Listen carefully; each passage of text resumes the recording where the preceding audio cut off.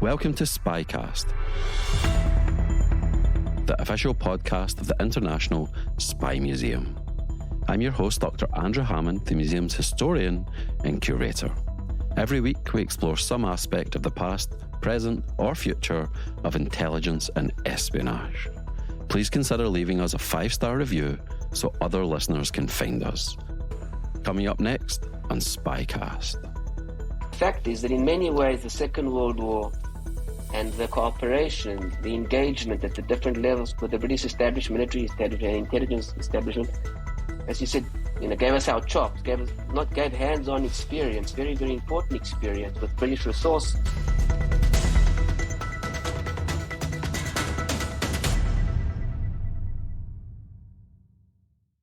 SpyCast is excited to announce its first annual month-long deep dive on a single country. This year marks the 75th anniversary of the State of Israel and the 50th anniversary of the trauma of the Yom Kippur War. It is a fitting subject then for the inaugural 5-episode special. Week 1 provides a crash course in Israeli intelligence, Mossad, Shin Bet, Amman, and how these agencies came into being. It also looks at the period before the creation of the state, namely World War I and World War II. Week 2 features a former Israeli National Security Advisor talking about intelligence and policy at the top. Week 3 looks at the intelligence failure that was the Yom Kippur War, which threatened to wipe Israel off the map. Week 4 looks at the legendary Israeli intelligence gathering Special Forces Commando Unit, Sayeret Matkal. In the final week, we finish off with a double bill that includes the former head of counterterrorism for the Israeli Defense Forces and a former head of intelligence for the Mossad. This week's guest is Erez Maisel. He was formerly a Brigadier General in the IDF and head of its International Cooperation Unit. He researches military and intelligence history and was a research fellow at the Alumni Research and Education Centre.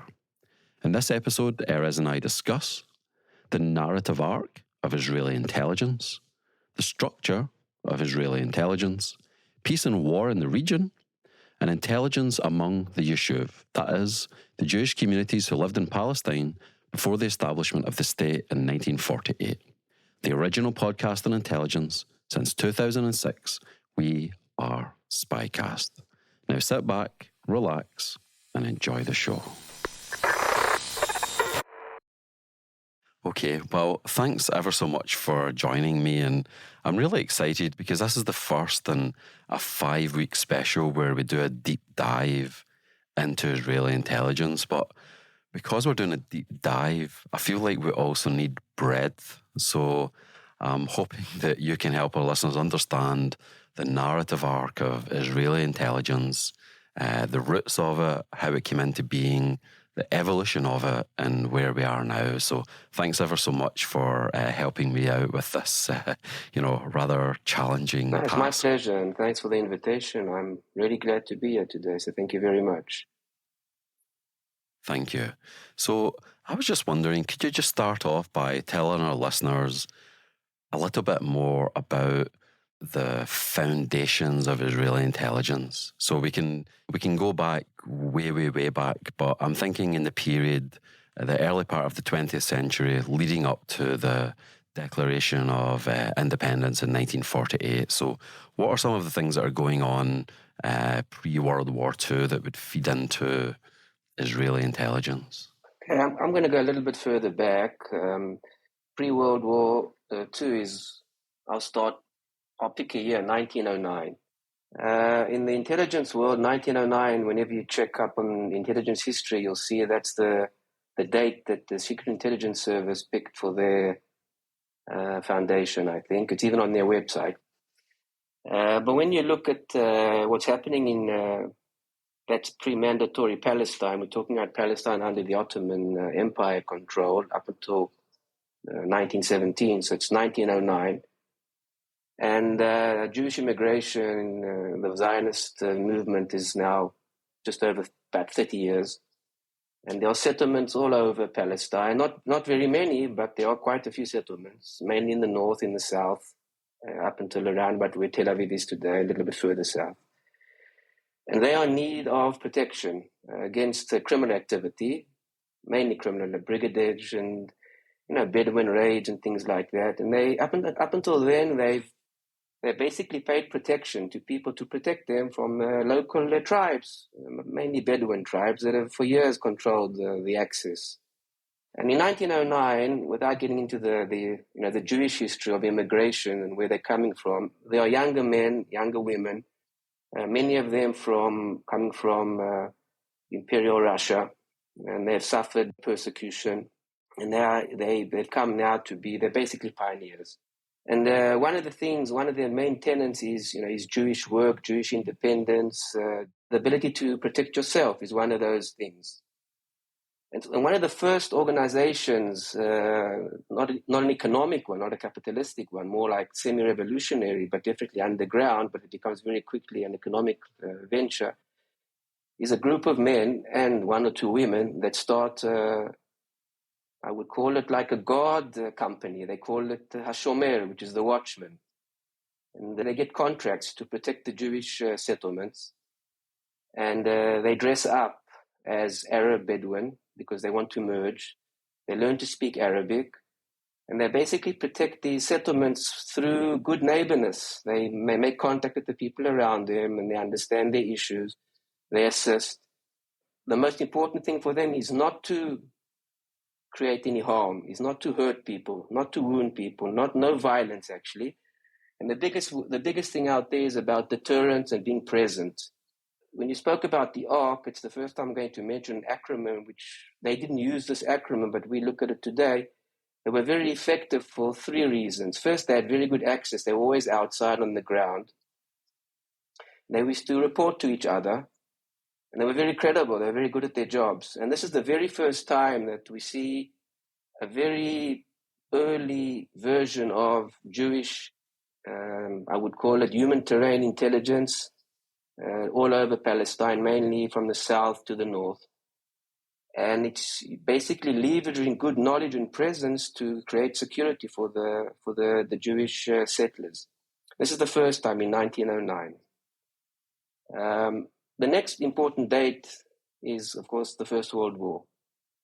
During the First World War, Palestine, the Middle East as a whole, is very important to the European empires, specifically, of course, the British Empire, but also the French Empire. And everybody knows about the agreements made, Sykes-Picot and such things. But at the Palestinian level, this is a battleground between Egypt, which is basically controlled by the British Empire, and the Suez Canal, which is very important, of course, and the north towards Turkey and the Dardanelles and Gallipoli and places like that. In between, you have this piece of very important land, has always been very important, which is called Palestine. And in Palestine, you have on the one hand, you have these watchmen that by 1909, 1914 are basically in trouble economically, but they're still there. And the question now that the Jewish settlers are asking is during this First World War, which then is the Great War, they don't know there's going to be a second one, of course, is, who do we owe allegiance? Who should we help? Who should we support? And there are Jews all over the world, of course, and there is a big question. But the question is, do we support the current leadership in Palestine, which are the Ottomans, or should we look for an external sponsor, in this case, the British or the French? Of course, the Americans were slightly less relevant at this time. And some do join the Ottoman army. They are conscripted and some actually volunteer. But a small group in a settlement not far from Haifa, in a place called Zichron Yaakov, family, Aronson family,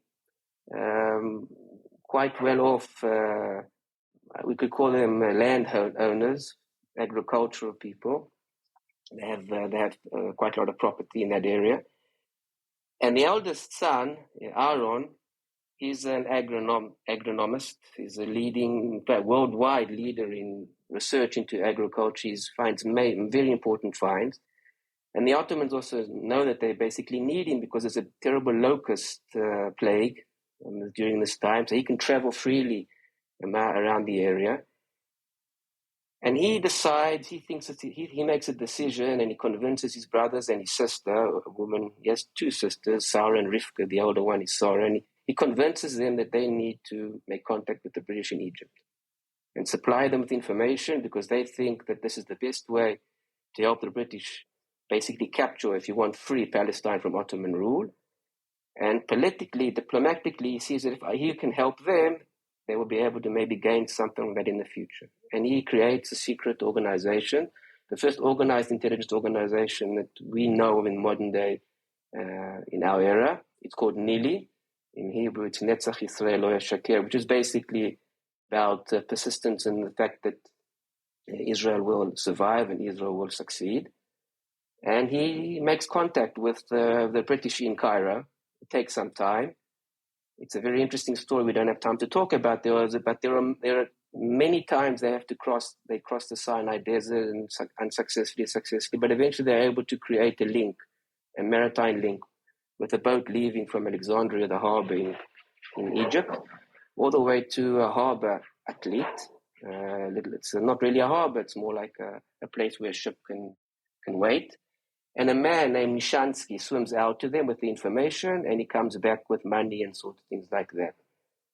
And this organization supplies the British with very important information, which they use, they incorporate in their reports. Why am I telling this story? Because it's the first time that the Jews basically, since the biblical times, you could say, or since the Roman times, the late Roman times, that military intelligence or diplomatic intelligence apparatus is put up in Palestine. It makes contact with a superpower, the British, and it assists them in basically capturing then Palestine from the Ottomans. Initially, they do help. Some of the information assists the initial campaign in 1917. And then one of the sons, even, and some others, escort, they act as scouts for Allenby, for General Allenby, the British commander, capturing Palestine in 1918, actually assist him all the way to Damascus. So that's the first time. So 1914, 1915, 16, and 17 to 18 is the first time we see that. Just briefly, Erez, I just want to help our listeners catch up just with a few of the terms. So you mentioned Allenby there, and one of the major bridges between Israel and Jordan is the Allenby Bridge. Yes. General Allenby was the commander, not the first commander, but the most successful commander of British military forces based in Egypt. He was successfully, not the first, but the successful, the second battle of Beersheba, using deception, by the way. There's a very good story there called the Haversack deception, where they basically try and fool, and apparently quite successfully fool, the Ottomans to look the other way. And he's able to capture Gaza, which is just west of Beersheba. And then he's able to penetrate all the way to Jerusalem. So he's basically able to deliver Jerusalem by Christmas to Lloyd George, to the Prime Minister, which is what he wanted. And he wanted some good news for 1918. So Christmas 1917 is Jerusalem we have. There's a very famous picture when he enters on foot into the old city in 1917 by Jaffa Gate, and he's flanked by many, and one of the people that are in that picture, of course, is T. Lawrence as well. So he's very important. Mm-hmm. And Haifa, which you mentioned, this is a city on the Mediterranean coast in northern Israel. Correct. So Haifa is the northern port of Israel. It's a natural bay. Up until then, the ports in northern Palestine had been Acre or Akko for years, for hundreds of years. Pre-Roman, of course, during Crusader times as well. Even Napoleon had a slight little escapade there.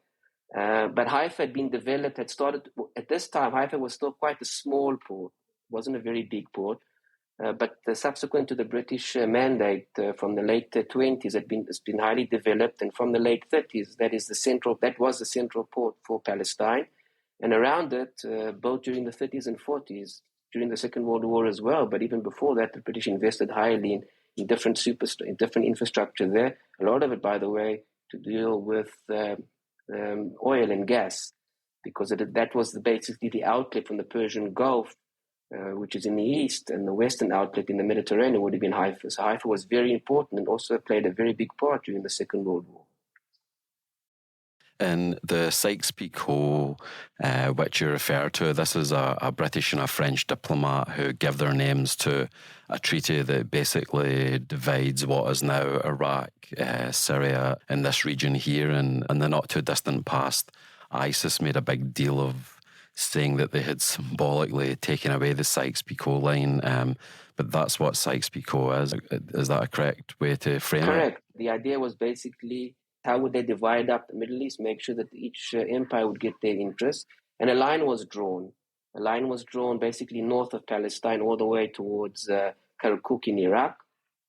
And that was the basis for the post-war drawing of boundaries between the different countries, which basically 1920 odd after San Remo, that was the conference held in San Remo, would say, this is Palestine, this is Lebanon, this is Syria, this is Iraq, and subsequently also the Kingdom of Jordan, which was Transjordan of Palestine.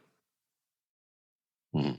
And just before we move on, so you mentioned the Ottomans. So the Ottomans are there for 400 years, controlling Palestine and much broader swathes of territory in Northern Africa and the Middle East, but it's the Ottomans, they're there for 400 years, and in the grand scheme of things, the British are not there for that long, 1918 until 1948, so 30 years, but they are 30 pivotal years. And during this period as well, you mentioned lots of settlers coming from Russia or the Russian Empire, and we're talking about pogroms, we're talking about the aliyah, the ascent of Jewish people back to Israel. And you know, this could be a 10-part podcast, but Zionism, there's certain ways in which that feeds into and comes out of the growth of nationalism and Europe and so forth. But I just want to give our listeners some clarification on these terms so that we're not leaving anyone behind. Sure.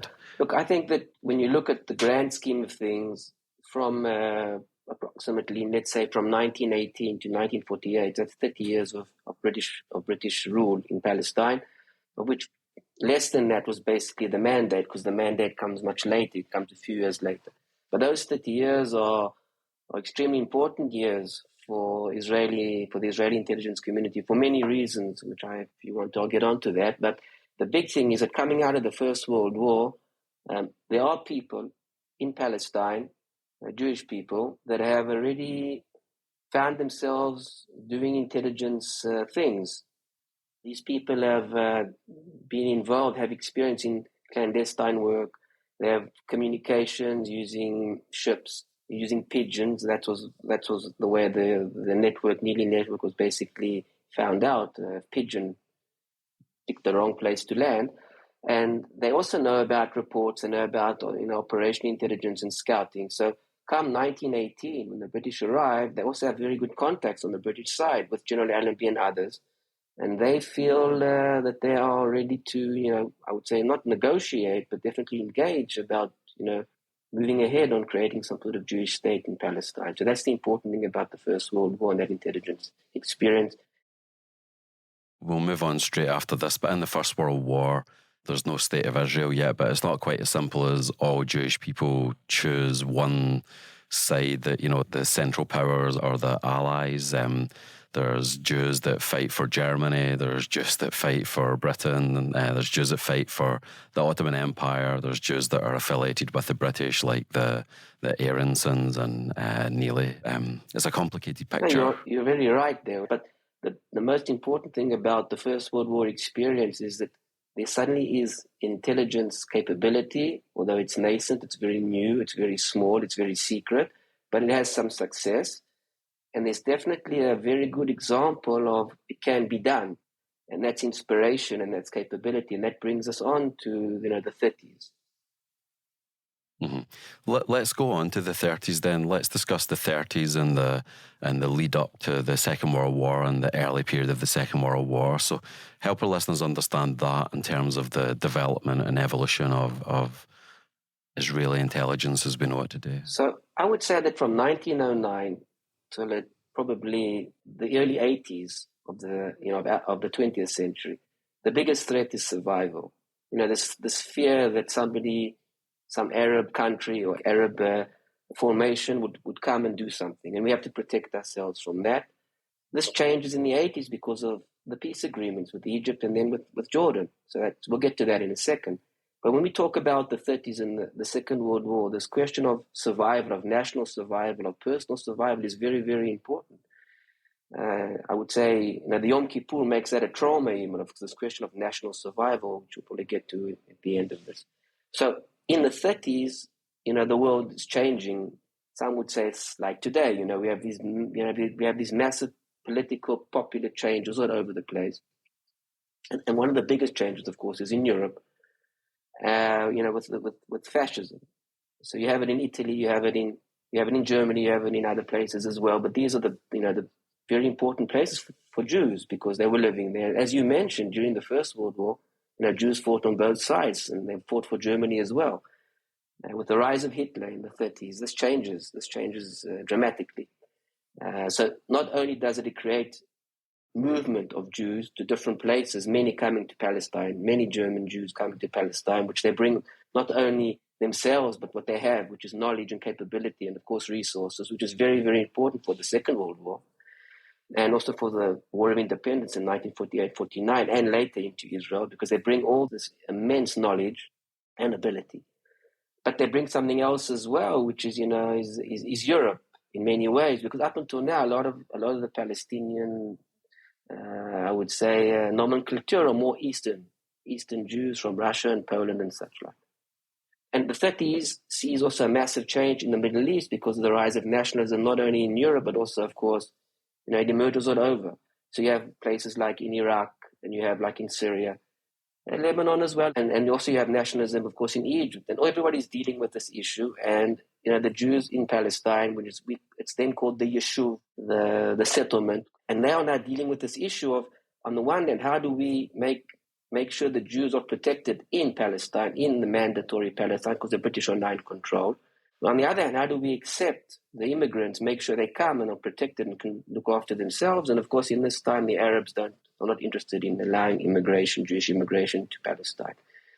This clash basically between the quest for security, for survival, leaving Europe and going to Palestine on the one hand, and basically safeguarding the current Jewish settlement, the Yeshuv in Palestine, is what basically influences the 30s up until the Second World War. To just go back one second, is in 1920, the Jewish, it's very complicated, but we'll call it the Labour Party, they decide and make a very important decision, and they create the Haganah. And the Haganah is the initial underground military arm, if you want, militia, that basically is focused on protecting the settlements, much like the Shomer used to do, the watchman, but now it's at a very national, the whole country. It's mainly volunteers, so they are trained, Some of them are actually working for the Palestinian police as policemen or gafirim. And some of them, of course, are volunteering, and that's now they're not in uniform, of course. So most of them, of course, are civilian protection, and they're getting very rudimentary paramilitary training. And in the 30s, now they're dealing with what we would call the Second Arab Revolt or Rebellion, but this one now is in Palestine. And that starts in 1933 with attacks around Haifa. The British understand this, and they decide to accept Jewish assistance because the Jews have, as I mentioned before, they have access. They're able to report and they have credibility. And with the assistance of the Jewish, I would say, grassroots intelligence capability, because they live there, they're out there, they're able to basically crush this initial Arab terrorism of 1933. And that brings us to the Arab Revolt of 1936, which of course is influenced by fascism and other things, but nationalism as a rule, because the Arabs want something that everybody else has, so they want it as well, including in Palestine. As a result of that, the Haganah prepares itself to protect not only the settlements themselves, but also something called going out of the stockade or going out of the boundary. It starts with Jewish commanders like Yitzhak Sadeh. This is a man that in the future would be a commander of an armored battalion or armored brigade in the War of Independence, but he's a leading light He's a leader and a commander, and he will also be very, very important in establishing the Palmach, which we'll get to in a second. But they're also assisted by the British military, and probably one of the more well-known figures is Captain Ord Wingate, who is sent to Palestine as an intelligence officer. He's artillery, but he's sent as intelligence officer. And one of his jobs is to protect the oil pipeline from Iraq to Haifa. And he understands that if he uses the Jewish settlements that are out there as bases, they not only have access, but they also have very good ground knowledge, human terrain, but also physical knowledge of the area. And he can recruit and train them. They will prove to be very good counter-terrorist squads. And he starts something that is called the Special Night Squads, and he bases them in the area to protect the pipeline. But he also starts preemptive raids into the areas. So that's 1936 to 1938. And these Special Night Squads, there's people that go on to become quite famous in Israel that are part of them, people like Moshe Dayan and other future leaders. Correct. So Ord Wingate, we have an institute, a physical training institute, not near, very close to Tel Aviv, not so far from a place called Netanya on the coast. That's where I did some of my physical training during my service. And Ord Wingate, he was a powerful person, and he basically trained a big personality would be a better word, yes. Yeah, a big personality. Yeah. A very unique personality, apparently. He was also a very smart tactician, very unique tactician as well, and he was a big believer in what we would call today unconventional warfare. So he not only led, but he also taught. There are some very interesting, even today you can find these lessons in the archives. And he taught these men, it was a mixed group of British officers, British non-commissioned officers, and Jewish non-commissioned officers and soldiers, British and Jewish. And he created these squads, these teams. They would do collection during the day, and they were also using, of course, human collection amongst the Arabs mainly. And they did a lot of routine collection, a lot of routine patrolling, and that then allowed them to do these preemptive and these preventive raids. A lot of deception, a lot of tactical deception, and of course movement at night. And one of the non-commissioned officers was Moshe Dayan. Others as well who would go on to lead important parts of the Israeli military up until, I would say, the late 80s in the IDF. Many of them as reserve officers, of course. And Moshe Dayan, he becomes a famous general, especially in the 1967 war, and then he's the defense minister in the Yom Kippur War in 1973. Correct. So that allows me then to move on to the next important date, which is, of course, the Second World War. In this episode, we have heard about Ord Wingate. To help you digest the episode, here's a brief primer on who he was and why he mattered. Wingate was what Churchill would call a corkscrew thinker, or in the words of Churchill's personal physician, Wingate seems to me hardly sane. In medical jargon, a borderline case, close quotes. Let's just say he lived a very full and very colourful life. The fact that both the first president of Israel, Chaim Weizmann, and the Emperor of Ethiopia, Haile Selassie, were godfathers to his son suggests nothing less. He was a British military officer who was known for his unconventional and innovative approach to warfare in a variety of theatres. In Ethiopia, he was known as the founder and leader of Gideon Force, a small elite force who operated in East Africa against Italian occupation.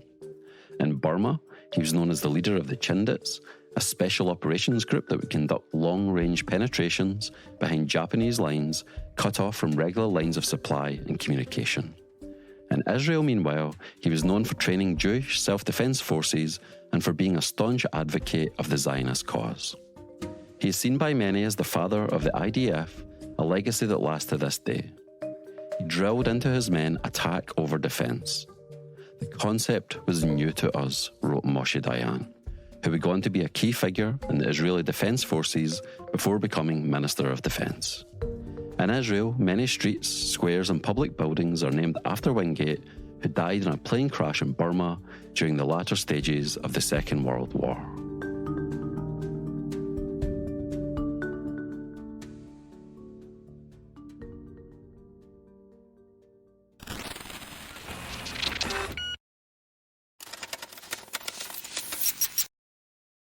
Just before we move on to the War of Independence, can you just tell our listeners a little bit more about, you mentioned Haganah, you mentioned Palmach, the Special Night Squads, just to help our listeners, just a couple of sentences on each one of them, and then also maybe speak about the Stern Gang in Irgun. Right. So as I said, 1920, in response to this another violence, another attacks in the 1920s and 1921, so the Haganah is organized. It's paramilitary underground. It's basically wherever there are Jewish settlements or Jewish people living, it's organized into, you could say, cells, local cells. It's very interesting how they were organized, because it's at the national level, there's like a command, and it's run basically by the political leadership. It's very, very, very, very well organized and very well, I would say, managed. And at the tactical level, it's divided into different regions, and each region into different, I would say, sub-regions, and then the settlements themselves, the communities, which there's a commander and he trains the people, and of course there's national training as well. As I mentioned, the Special Night Squads, which Wingate basically organizes, but it's based on something that the Haganah already had, which are like mobile units. And the Haganah is also very, very instrumental in creating new settlements to basically not only define the borders of the future state of Israel, but also to protect, to create strategic or tactical depth. Intelligence is starting to organize itself as a more national level. Up until then, it was very local, based on watchmen or people who work, but now it becomes much more important. They're basically organized, I would say, a regional intelligence capability, which is called the Shai, which in Hebrew is Shirut Yediyot, which is basically translated into the information service. And this will be the basis for the Israeli defense intelligence, which will start basically in 1948. In parallel, due to, as you mentioned before, there are different opinions, of what the Jewish state should be, very, very political and ideological, and people are very strong in their beliefs. And this leads to a split in the Haganah. The first split is in 1931, which leads to some members leaving the Haganah and starting something which is in English known as the Irgun, but in Hebrew it's the Etzel, which is the Irgun Tzva'i Leumi, which is the national military organization. This will be led by different men, but the most famous one will be the future Prime Minister of Israel, Menachem Begin. He will arrive in Palestine during the Second World War. They also have intelligence capability, not as organized. They are much smaller. They are much more clandestine. They are not as well organized and don't have the same signature or support amongst all the Jews, never mind the British mandate, which saw them as a terrorist organization. The second breakaway will be later with the Lehi, with what is known as the Stern Gang, Avraham Stern, who would leave Etzel and start his own organization. He's even more, you could say, right-wing in many ways, but he's also much more activistic, and he sees the British as his enemy, and there are even documentation of his, I would say, his engagement or potential engagement with fascist Italy and even with Germany during the war, because he sees them as someone who may support them in ousting and getting the British out of mandatory Palestine. He's basically hunted down and assassinated by British police at the beginning of the Second World War, and he's killed in Tel Aviv. So you have basically three paramilitary Jewish organizations organized. One is national, regional, Haganah, most organized and widely accepted, supported not only by the Labour Party but also by most of the Jews living then in Palestine, and also I would say global diaspora. You have a slightly smaller group in the thousands, not the tens of thousands like the Haganah, the Etzel, and they have a smaller intelligence capability called Delek, which is fuel, which they start during the Second World War, about 1944. Up until then, it's very haphazard, the intelligence capability. And then you have the Lehi, which is much smaller. It's a couple of hundred to a few thousand. And most of them are just very, very, very tacit supporters. And this brings us to the Second World War. And just briefly, how are they all different from Palmach? Just to underline it for our listeners. So basically, these are the three main formations or organizations that are involved in Jewish defense and proactive defense, what you would call today active defense or offensive operations, or they are very limited. The Haganah, the bigger one, then the Etzel, much, much smaller, and of course the Lehi. The Palmach is basically initiated only in 1941, whereas the Haganah is starting in 1920, the Etzel in the 1931, and the Lehi very, very late. The date, if you want, is, I mean, it's really late. We're talking about August 1940, which is basically during the war already.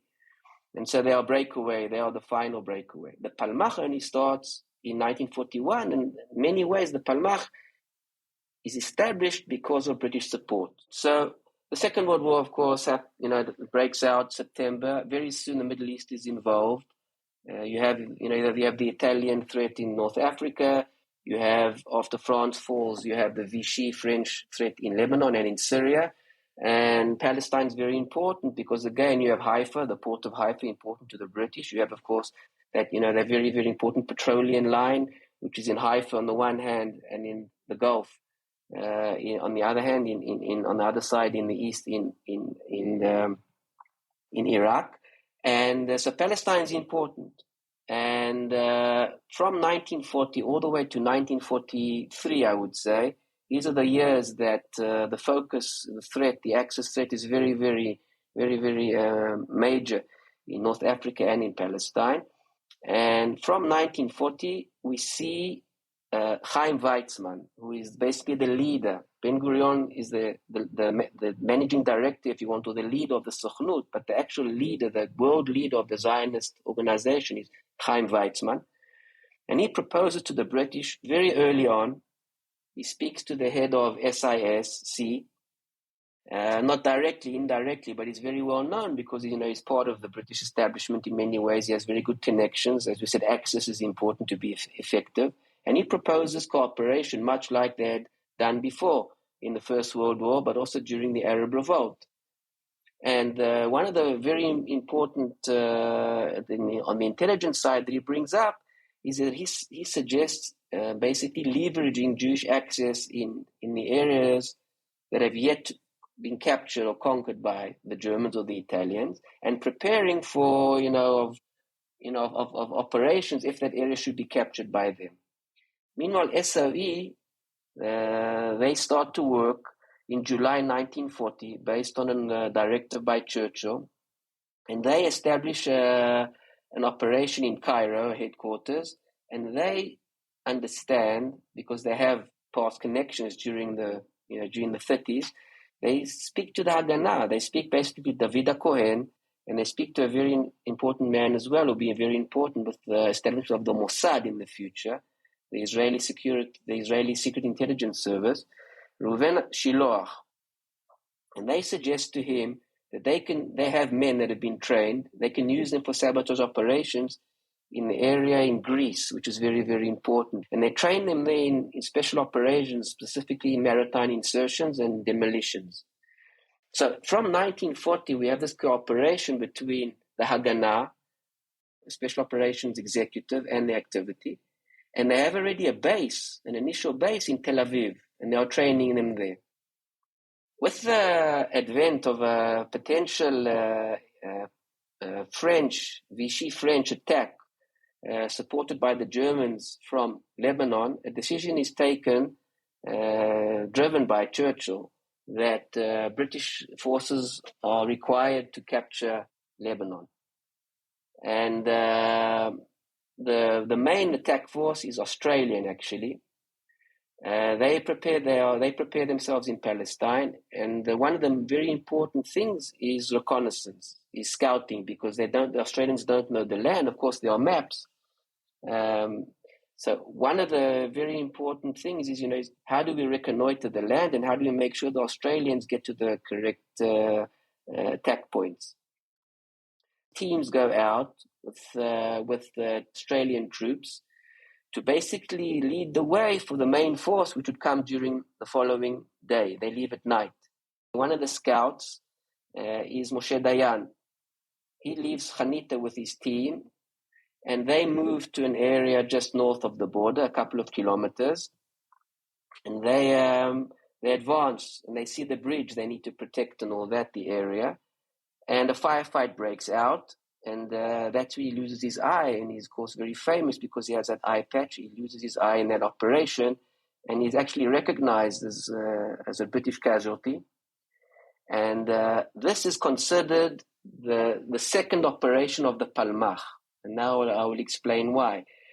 The Palmach starts in 1941, as I mentioned, Operation Exporter, with this invasion of Lebanon. But before that, 2-3 months before, the first operation is a demolition operation, maritime demolition. They leave Haifa port, and their job is to blow up a refinery in Tripoli. And they leave in a very small police launch loaded with explosives, and they disappear. There are 23 plus 1. In Hebrew, they are called the 23, the Kaf Gimel. But we know there are 24 because they had an SOE liaison officer with them. All hands are lost, and to this day, nobody knows what happened to them. They were lost at sea. That would seem what happened. It seems like maybe the explosives, or they were sunk. So this is considered the first operation of the Palmach, and the second one of the British is this one, Operation Exporter, which is very successful, although, as I mentioned, there are casualties. During 1942, Rommel, the threat in the south, basically in North Africa, leads the British to recreate or re-strengthen the Palmach initiative, and they create a very big training base just outside Haifa, which is where all the area is. This plan is for stay-behind units based on the Palmach, much like they created in France or in other countries as well, using local people. They created a training establishment, SOE, in Haifa. And the Palmach in 42 are trained to basically fight a potential German invasion of Palestine. That's 1942 to 1943. So basically the period leading up to the creation of Israel, we basically have lots of people learning intelligence, unconventional warfare, learning how to cooperate with regular forces, learning how to strategize, gather information. Yeah, they're basically they're getting their chops before the state gets declared. Perfectly correct. I mean, we don't. For many years, it was difficult for Israelis, many in the IDF, to say, we owe the British something. But the fact is that in many ways, the Second World War and the cooperation, the engagement at the different levels with the British establishment, military establishment, and intelligence establishment, gave us our chops, gave hands-on experience, very, very important experience with British resources, that special operations, unconventional warfare and intelligence warfare, from information warfare all the way through to, actionable direct action. And as I mentioned, it's the Haganah helping during the Palmach, it's the interrogations, it's special forces as well. I mean, we have men volunteering for the Special Air Service and the Special Bait Squadron, and they are based in Palestine in 1943. And you have people serving over there who then afterwards, join the IDF. So you have planners, like an architect who's a very high-level member of the Haganah called Ratner. He's even the chief of staff for some time of the Haganah, and he's doing planning, strategic planning for the British, who open an office, a school basically in Haifa as well. And so the war, the Second World War, is an amazing period of hands-on activity, intelligence and military. And of course, the biggest thing, during 1944, from July onwards, is the Jewish Brigade itself, which is, established by Churchill, basically, by his directive, which is able also to create not only a British Jewish fighting force, but also it has an intelligence capacity as well, field intelligence. And these men, of course, would also contribute to the intelligence of the IDF in 1948 and later into the early 60s. And the Jewish Brigade is drawn from Jews from Palestine? Most of them are from Palestine. They were based on platoons and then companies and then battalions, then regiment called the Buffs. And they were then put together. And some, of course, left, British units around the Middle East. They were organized in North Africa. And from North Africa in 1944, they moved to Italy from Italy into Austria, and then eventually towards the end of the war, when the war was over, they were redeployed to the area in Holland, and that's where they were disbanded. So we basically, there's a major portion out there of, when you look at, what built the Israeli intelligence community, a lot of it is this cooperation with the British.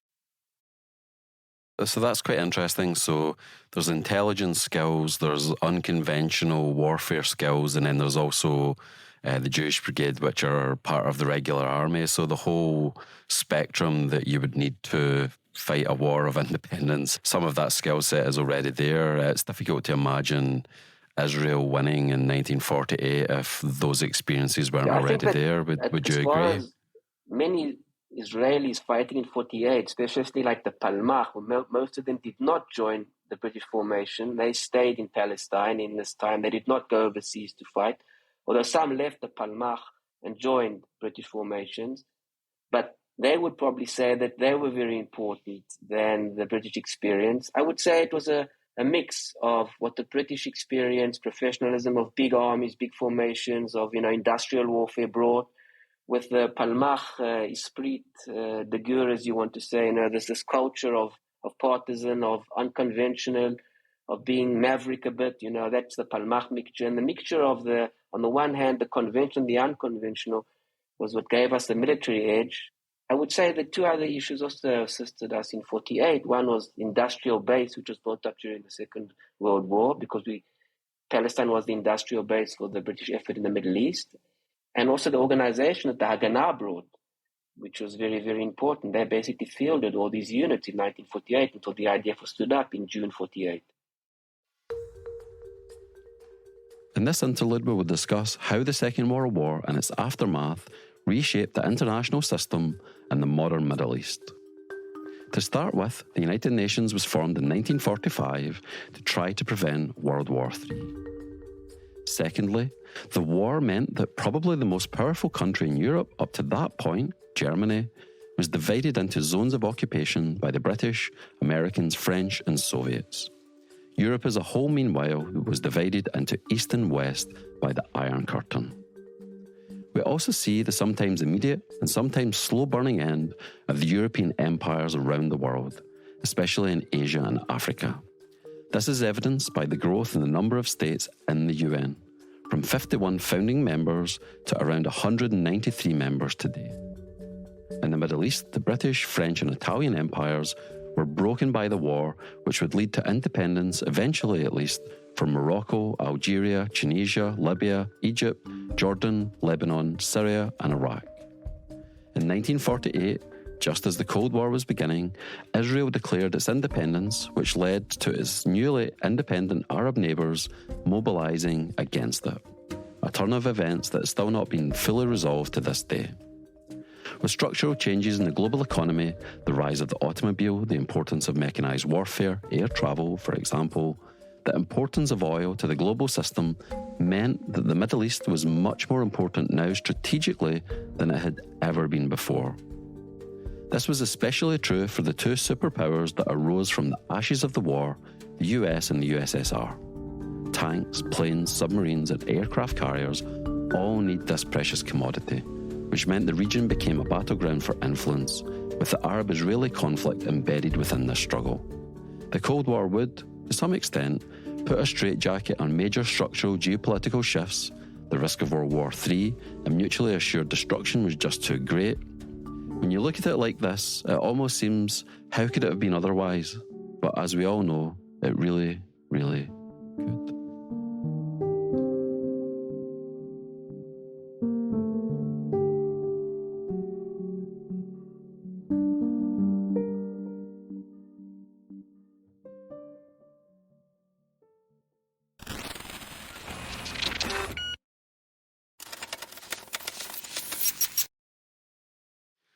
So let's talk about 1948 then. So this is a pivotal moment. This is when Israel comes into existence. This is when, this is the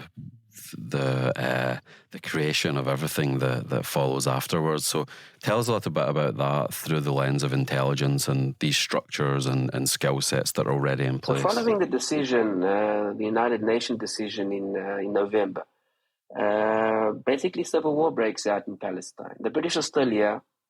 They are here until May of 48, but they are basically disengaging, and they are more interested in making sure their forces are protected. So they'll focus on force protection.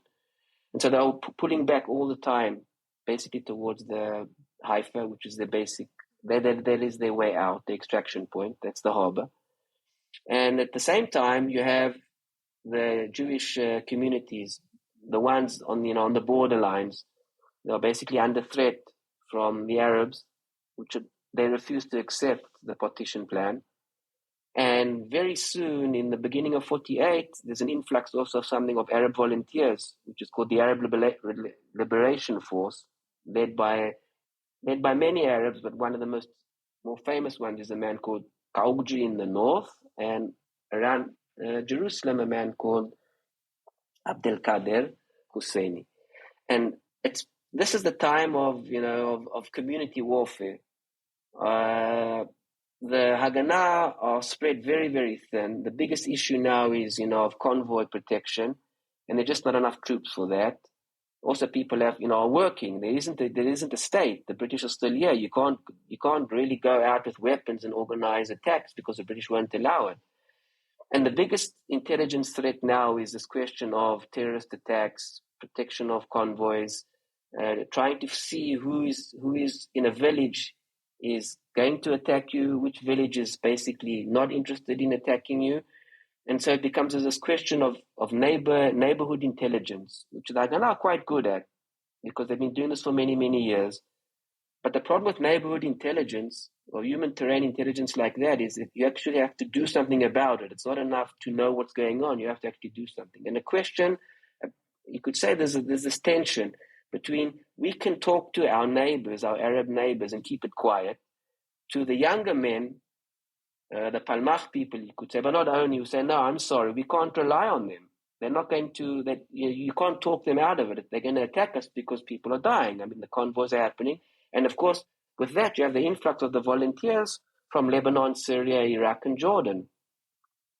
And this brings us to this pivotal point where the intelligence of the Haganah is not prepared for high-intensity conflict, for a war. They are more like a local intelligence or special operations. They are not prepared for, what we call now intelligence preparation of the battlefield. And this is where the men basically that have served with British intelligence bring their expertise of creating a battle map, of creating collection, of true industrial warfare, because they have the experience. And so you find more and more of these ex-British serving Jewish men, and some women, of course, filling these positions from 1948 all the way to the early 60s. One of the more well-known ones, there are many, but one of them is a man called Gichon. He served as a warrant officer, as a sergeant in the British Brigade, as an intelligence non-commissioned officer. He's an archaeologist, and he will lead the Israeli Defense Intelligence's research branch from 1949-50 until the early middle of the 50s. So he starts in Jerusalem, and you have others as well. So this is this point, which is basically finalized by Ben-Gurion. The state, of course, is in May, but he makes a decision in June, and he says, from now on, we have 3 different kinds of intelligence functions. We have military intelligence, we have the Shin Bet, which is the internal intelligence or internal security, or Shabak, which is like the MI5 or the security service in Britain, or like the FBI in the States.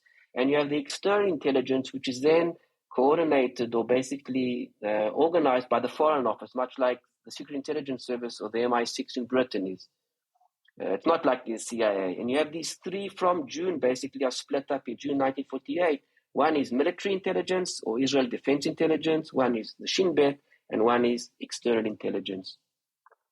And during the war basically shifts from the communities fighting each other to fighting intervention from Arab volunteers to state on state with the invasion of the Arab military states in May 1948. There's 5 armies that attack Israel, is that correct? Yes, so you have, of course, Lebanon is a limited penetration. They don't do very much. They have a very limited military as well. The Syrians actually quite successful. They're able to take quite a bit of ground around what we call the panhandle of Israel in northern Israel. And that area will actually, some of it will stay demilitarized until 1967. The Jordanian Arab Legion, which some of it is officered by British officers as well, they take Jerusalem and what is today called the West Bank. In many ways, some people say there was collusion with King Hussein and our side, the Jewish side, because he basically did not go more than the partition borders themselves. The Iraqis as well supported with their support. And the Egyptians, of course, the Egyptian army and also the Muslim Brotherhood, which you heard a lot about during the Arab Spring, but they also were involved. So yes, you have 5+ armies invading at the same time, which would be the main threat that the IDI and the IDF would deal with up until the 70s. Mm-hmm. And just briefly, we hear about a man for Israeli military intelligence. What does a man mean? So in June 48, they decide to, with the establishment of the state, they start what is then called military intelligence, or Maman, really. That is basically in March 49, they call it the intelligence department of the IDF GHQ, much like the British, where the intelligence is subordinate to the ops. In December 1953, Amman is established. Amman is the intelligence corps. It's totally independent corps of the IDF GHQ. And Amman is Agaf HaModi'in, which is the intelligence corps. A bad translation is the intelligence branch, but it's the intelligence corps, the intelligence formation. And that is what we know as the IDI, or Israel Defense Intelligence, but many people know it as Amman as well. And that has been since December 1953, where the intelligence is next to the operations, but not subordinate to them, which is quite unique to Israel, not only, but it was definitely a step away from the British model that we had used up until then. And this brings us to the 50s again, which now where basically Israel has been successful in protecting itself. National survival is basically guaranteed against that invasion of the Arab armies. And the 50s, of course, is a time of Cold War, which is the next big change for Israel Defense Intelligence, or the Israeli intelligence community. And just very briefly, what does the Mossad mean? Basically means the institute. Mossad is an institute. The institute. And it's basically the name for the Mossad is the Central Institute for Intelligence and Security. That's what the Mossad is. But the first word is the Mossad. That's the one that everybody knows. You don't hear the long word that they have there. And there is no acronym for Mossad. It's just Mossad. In Hebrew as well, by the way. Very briefly again, what's the difference between Shin Bet and Shabak? I know they're both used interchangeably. Yeah, no, the Shabak and the Shirut, it's the same, or Shirut or Shin Bet. For many years, it was Shin Bet. Shin Bet, the acronym of the Shabak, which is the General Security Service, is Shin Bet Kaf, which is Shin Bet Kaf. So when you say Shin Bet Kaf in English, it comes out Shabak. But when you say Shin Bet, it's just the first two letters of the acronym, but it's the General Security Service. So if I was to say to somebody Shin Bet or Shabak, it's the same thing. And many people in Hebrew will probably know it as the Shirut, which is the service, much like the Mossad. It's, they're trying to be the same there. So we get to the 50s. We've got the Cold War, which is playing a big role here.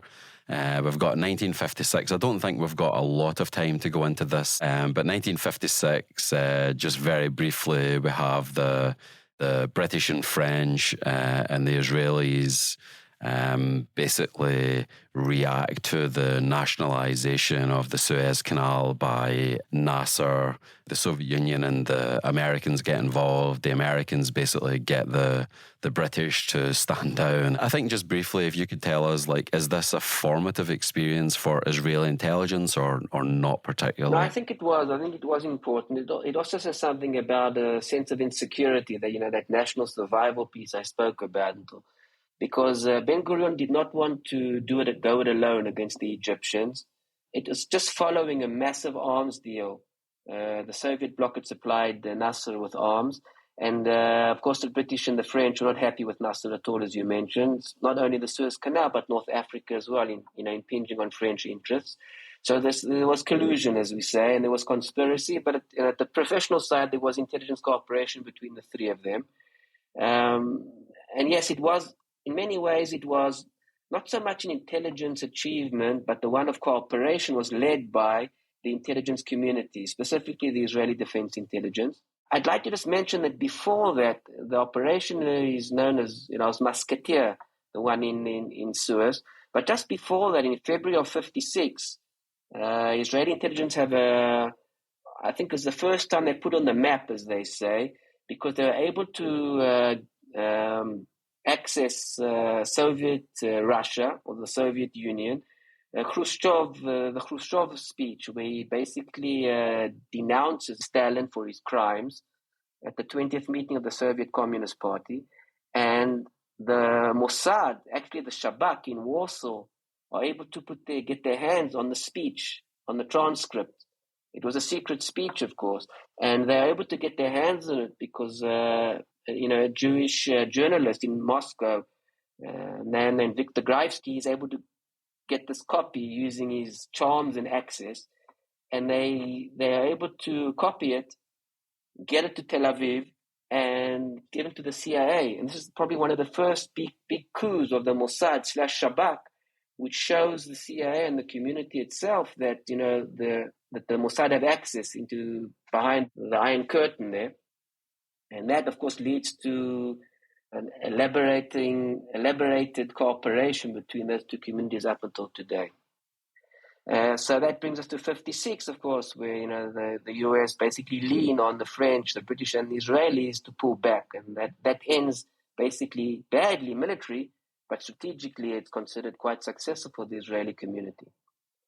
During the 50s, the late 50s, and all the way up until about 60, the big issue again is preparation for that war. The most important event happens in February 1960. It's called, the name is Rotem in Hebrew. It's the name of a plant, really, but it's an early warning failure. What happens is that Nasser moves troops into the Sinai, and the Israeli intelligence misses it completely. Yitzhak Rabin, the future prime minister, he's at a cocktail party in Tel Aviv, and he meets his head of operations then at the general headquarters, and he meets a diplomat who mentions it to him, and he suddenly understands that we have missed something very, very important. He rushes back, and he says, we've been caught with our pants down. And but nothing happens. That operation ends. Nasser takes the troops, takes them out, and all that. Some people, there are different reasons for why he did that, but that leads the Israeli intelligence community to understand that they have a big problem with early warning. And what was up until then based on some aerial reconnaissance, a lot of UMINT, they understand it's not enough. And this is where Sayeret Matkal start their special operations or special insertions to create that ability of strategic early warning in the depth of the enemy countries, which would lead all the way up until the late 70s. And that also leads to the change at the top of the Israeli intelligence community, where sort of the younger men now take command, not the ones who would run intelligence during the pre-state and the early state, but the younger men who had served in the military, and they start taking command. And this is also a time where a sort of shift in intelligence culture is from European, British, and French to more American industrial management, and of course a big emphasis on technology, specifically signals intelligence. So we've came through the War of Independence, we've came through this formative experience, 1956, 1960, Sayeret Matkal. Then we get up into the 1960s proper, so we get the shift from the French and the British to the Americans, and then we got up to 1967, which is really fascinating. So the 6-Day War. Just tell our listeners briefly what that was and why it matters for the Israeli intelligence community. So the big thing about the 6-Day War, of course, is that, nobody wants war.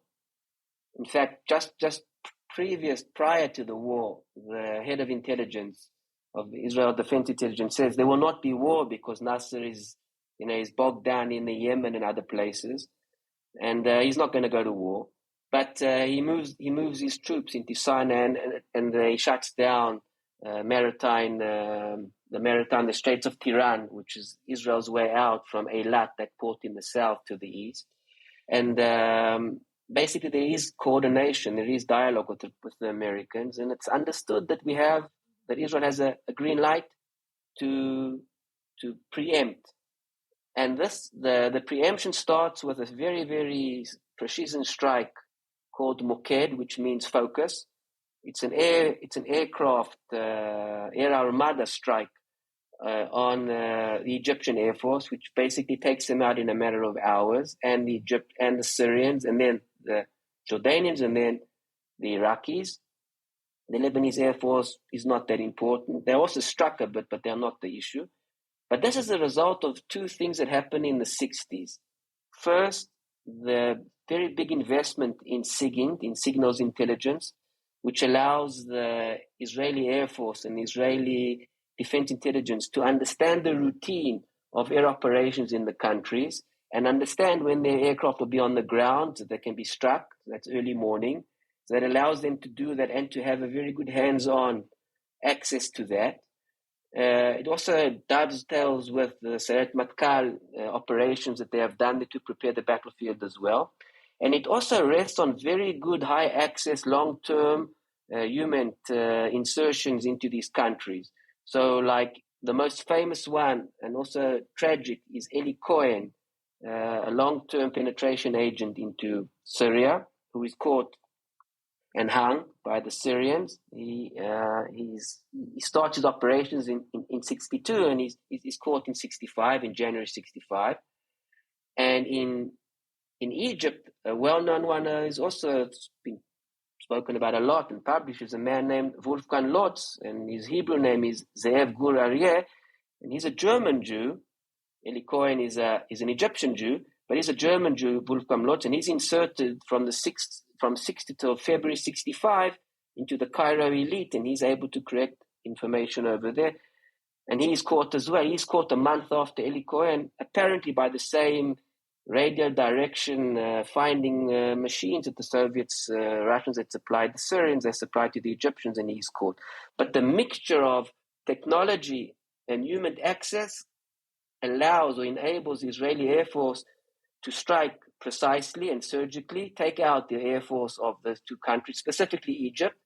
And that's what enables the ground attack to be so successful and to end the war in 6 days. At the end of 6 days, the whole of Sinai, up to the Suez Canal, is in the hands of the IDF.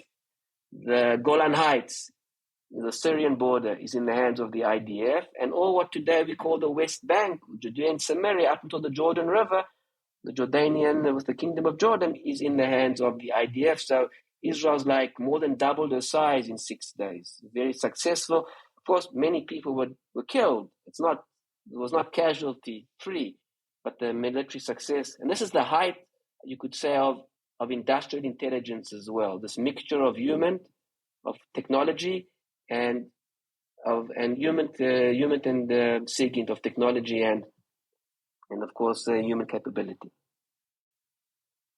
So you have this phenomenally successful 6-day war, although as you say, it's not casualty-free. And then we have the Yom Kippur War in 1973. We are doing a whole episode on this, so we don't need to go too into it, but it is a pivotal moment. If you can just tell listeners what happened and why it matters for Israeli intelligence. So coming out of the 6-day war, Israeli intelligence community, but specifically Israeli Defense Intelligence, are exhilarated. They've been very successful, although no one wants to mention the fact that, before the war they said there wouldn't be a war as far as they were concerned. The appreciation was there would not be a war. But as far as, intelligence preparation of battlefield and operational intelligence, it's highly successful. And at this time, basically, the head of military intelligence is replaced as well. The man who was very successful, he leaves, is replaced by a new commander, a new general, who had also served, by the way, as the Israeli defense attaché in Washington.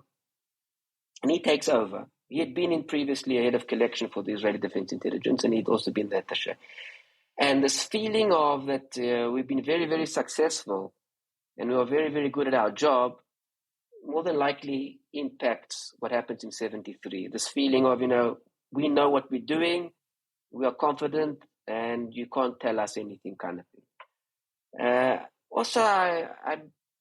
This is like, it's a national trauma, 73, and definitely an intelligence trauma up until when I was even serving, which was not so long ago. This feeling of that we are much better than everybody else, this feeling of supremacy. So on the one hand, you have fairly good or very good human intelligence, which I'll get to in a second, as you saw, in 67, but it continues in 73, such like, and this has all been published, so like a man called Ashraf Marwan, who is very, very close to the Egyptian Prime Minister, and he's giving early warning, the angel. You'll speak about that in your other podcast, but he's high access, he's very, very, he's really a high level penetration agent, and this question, who's he working for kind of thing, but, he's definitely giving information, and he gives the information about the attack, about the offensive plan. You have very good intelligence, SIGINT intelligence access as well, which again you'll speak about on the Sayat Matkal podcast and all that, but this is very important as well. And you also have, you have very good like aerial photography as well, with aircraft, as much as they can fly, because the problem at the end of the early 70s, after the 6-Day War, is that the Egyptians had moved their sand batteries to the Suez Canal, which make it difficult, but they were still taking pictures. So you have that as well. And you had good tactical collection as well. So the picture itself it's never clear, but it was a high resolution picture. And you had good access. But, and you'll get to that in that podcast, for different reasons, at the end of the day, it was a national failure of decision at the national level, but definitely an intelligence misconception there. It's not, in Israel, the big thing about the 73 war has always been the intelligence failure, and undoubtedly there was intelligence failure there. But it also was because the leadership in many ways believed too much of what they were told, or they chose to believe what they believed, which in the end of the day, there was good information out there. It was so difficult to just change. There were people that said, it's not an exercise, this is not routine, this is very strange and all that, but it just could not break the silence around that this is not war, this is an exercise. And that leads us to the terrible events of October 73, where both the militaries, Syria and Egypt, surprise us. No Jordanian involvement during the war. He sits it out Queen Hussein. In 67, he made a mistake. He said that as much, that he did get involved. I didn't mention it, but in 67, there's a very, very important pivotal moment in SIGINT, where Nasser and Hussein have this conversation that Israeli intelligence pick up. And they publish the conversation, and they try and create a story that says that the American aircraft carriers are helping the Israelis, and they are the ones responsible for the success of the IDF. But the Israeli intelligence and the government make a decision. They publish it in the 4th day of the war. It not only embarrasses Hussein, it terribly embarrasses Nasser, and subsequently in 70, he will pass away, and he will then be replaced by Sadat, and he will lead the successful, in their mind, the attack of 1973. Mm-hmm. Yeah, we're going to come on to discuss that in a separate podcast, but I think just to sum it up, Israel surprised on points. It looks almost existential. There's certain actions that push the Syrians and the Egyptians back. Then it looks as if the Israelis are ready to destroy an Egyptian army, and the Soviets come in and say that they're not going to let that happen, and the Americans get the Israelis to not do that, and it becomes this whole international incident as well as the localized picture. So we have this, and it's an intelligence trauma and failure that's still discussed to this day, and is that for this special series it's going to be the 50th anniversary of that war. So we get to the end of that war, we have this resetting, and in that podcast we speak about the the institutional effects, the changes that are made as a result of this. And then let's just skip forward because we don't have time to go into southern Lebanon and the two intifadas and so forth. But let's just walk up to the present day. So where are we now with Israeli intelligence? We've discussed where it came from. We've discussed the creation of the state. We've discussed several formative experiences. We get up to the present day. Where are we now? Tell us about the role of technology. Tell us some of the major reforms or priority shifts and so forth. Just give us a diagnosis or annual physical test on where Israeli intelligence is at the moment. I think you're very right in saying. So the big thing now is two pivotal changes. First of all, in the landscape, in the strategic landscape. The first one, of course, is we can't ignore that happens after all of this, but the demise, as they say, of the Soviet Union changes a lot. We won't go into that, but it does change priorities. It also changes the position, of Israel in many ways, and in the Middle East. And then, of course, you have this whole thing about the Gulf. But before that, August 1988 is very, very important because it ends the Iraq-Iran war. And at the end of the Iraq-Iran war, we did not mention, of course, but in 1979 there's a revolution in Iran, and the Shah is deposed, and you have a whole new situation in Iran, which of course impacts not only the Gulf but the Middle East as a whole. And at the end of the Gulf, the end of the Iran-Iraq war in August 88, Iran comes out of that. I'm not going to say stronger, but they don't have this war. They have a new generation of revolutionary battle-hardened men, and they have a vision. And so one of the biggest changes from Israel 1909 even till the late 80s or 90s is Iran. Because up until 79, Iran is not really a threat to Israel. In fact, for many years, Israel and Iran are in sort of a semi-cooperation. And from 79, that changes, but it changes dramatically in 1988. And that is probably the biggest thing that everybody's dealing with today. How do you engage with Iran? And they have their vision. They have their interests, of course. And that is one of the biggest things we're dealing with today. The second thing is that the change also in what the people of the Middle East are dealing with. And we don't have time to talk about the Arab Spring, but the Arab Spring, creates a new energy which bring down states all around us, from the Egyptians. Bashar al-Assad as well, of course, is still dealing with it as we speak. He has issues in the south again, in Dara and Sueda. So he's not finished with that, and that brought the Russians, Putin's Russia into Syria. And of course, the Iranians, of course, the biggest thing is not only in Lebanon with Lebanese Hezbollah, which suddenly now we are dealing with the Shiites. For many years, there was no issue from Lebanon, as we spoke about. It's like the half army, not even half. They were not an issue. But Lebanon has become a major issue in the last couple of years because they are so supported by Iran, not only the vision and the resources, but the capabilities as well. And now we see with the war in Ukraine, this issue of Iran and Russia, which of course impacts the priorities of the Israeli defense intelligence and Israeli defense forces as a whole and the whole community. So those two issues, the first issue is Iran impacting, and the second one, what it does to our close neighborhood like Lebanon, that's important. The second thing is that the Arab Spring also does something else. It brings down leaders. So for many years, Israeli intelligence was focused on understanding leaders.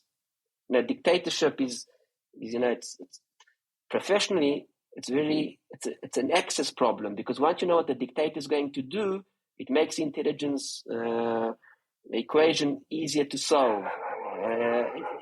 There are still difficulties out there, but once you can even speak to that man or access that man, normally a man, not a woman, unfortunately, it's easier. Today, the question of popular sentiment and popular self-organization is very, very important. And that's changed a lot as well. And with that, you have something else. We see not only in Iran, but also amongst, which is Shiite, but amongst the Sunni, this question of religion. This question of religion is very, very important, even when you talk about the Israeli-Palestinian conflict, which in the past was more nationalistic. I don't want to say it was without religion, it was always there, but now it's become very central to the discussion and the solution, if there is one, It's this question of, of religious conflict or not conflict. Specifically to the Palestinians, it's this question of Hamas, which now has changed a lot of the equation because it's not secular Fatah anymore or PLO. It's something else. So those two issues out there are connected to the changing in priorities. Yeah, so it's really fascinating. So there's so much things that have changed. So the dissolution of the Soviet Union, that changes the strategic picture. We have the peace treaty with Egypt and Jordan. So it's not necessarily nation state to nation state in the sense of those two countries. But then we have the Iranian Revolution, the funding for Hezbollah. So we move from the south and the east to the north as being one of the main places the security threats are going to come from. So there's a kind of changing of the picture in terms of Israel, what Israeli intelligence has to focus on. I think that's quite fascinating. It's like in many ways everything's been stretched. Because in the past, the focus was border plus, and now it's become very much the global picture, that the global impact is enormous, but also the threats themselves, the local ones are also somehow connected, not only because of the virtual connections, but because of this question of ideology are connected all over. This brings us to this quote that I always mention, is that like in many ways, Israel... conflict or Israel's quest for survival or whatever you want to call it. It's like, and now I'm sort of paraphrasing Thomas Friedman. It's sort of like off Broadway. What happens here, it's like off Broadway. And now and then you say it's off Broadway, we'll come to Broadway. And there's this very, very nice story that he writes about in one of his articles, that this is off Broadway. It's not only Israel. We're like at the front, of course. We get it first, maybe, because we're sort of in the neck of the woods here where all these things mix up. But this will probably, it's sort of like a trailer of things to come, where you see this mixture of conflicting ideologies, but also the way that things stretch and are very, very important. And to that, you can, of course, add this question of technology. Mm-hmm. Really, really fascinating, and I could speak for hours. I wish we had more time, but this has been fantastic.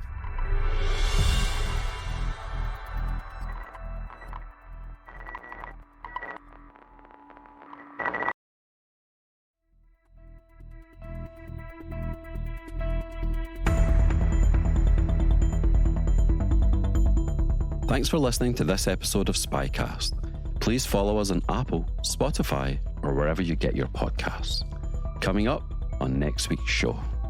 To sit in front of an arms dealer, of Iranian arms leader with some clergy sitting in front of you and refusing to look you in the eye.